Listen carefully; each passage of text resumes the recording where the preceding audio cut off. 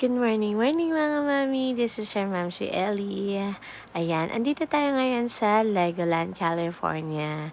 And as you can see, nakaride kami sa mini ride ng parang giraffe style animal kingdom style. Ayan. And sa part na yan, makita ninyo yung mga some other animals na at may lake pa dyan na at eto pa nga at pasayaw-sayaw pa tong si Zach at very excited siya sa amusement park talaga. And favorite niya ang amusement park. And ayan.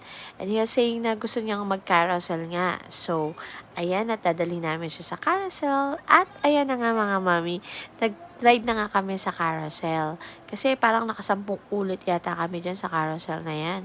And alam niyo naman tong mami niyo, na mahiluhin. So, but sige na lang para sa happiness ng anak, 'di ba? Okay lang 'yan. But anyway, ayan si Daddy Mark, nagkasama niya si Zach, ayan. And mga mommy, super saya talaga dito sa Legoland, California.